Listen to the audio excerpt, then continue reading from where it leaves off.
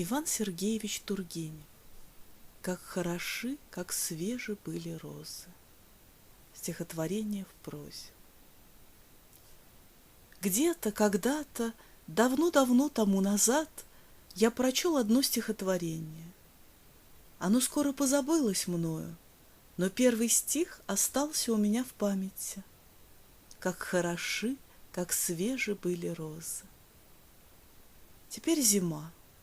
Мороз запушил стекла окон, в темной комнате горит одна свеча. Я сижу, забившись в угол, а в голове все звенит да звенит, как хороши, как свежи были розы. И вижу я себя перед низким окном загородного русского дома.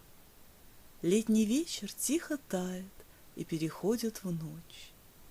В теплом воздухе пахнет резедой и липой.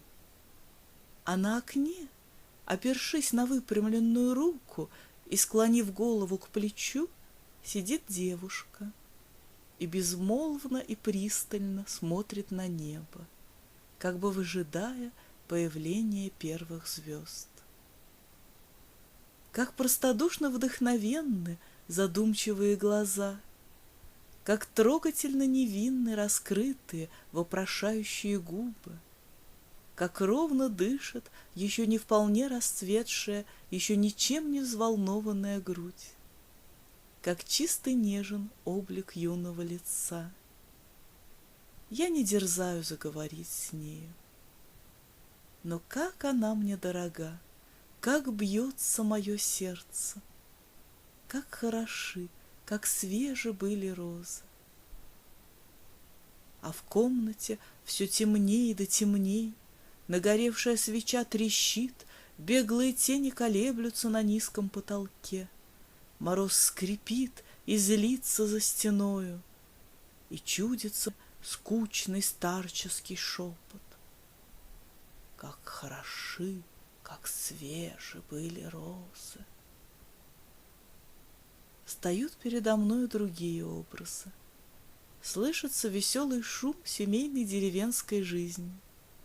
Две русые головки, прислоняясь друг к дружке, бойко смотрят на меня своими светлыми глазками. Алые щеки трепещут сдержанным смехом. Руки ласково сплелись. В перебивку звучат молодые добрые голоса. А немного подальше, в глубине уютной комнаты, другие, тоже молодые руки, бегают, путаясь пальцами по клавишам старенького пианино. И ланеровский вальс не может заглушить воркотню патриархального самовара. Как хороши, как свежи были розы. Свеча меркнет и гаснет. Кто это кашляет там так хрипло и глухо? Свернувшись в калачик, жмется и вздрагивает у ног моих старый пес, мой единственный товарищ. Мне холодно, я зябну. И все они умерли, умерли.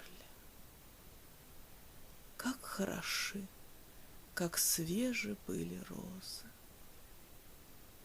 Сентябрь 1879 года.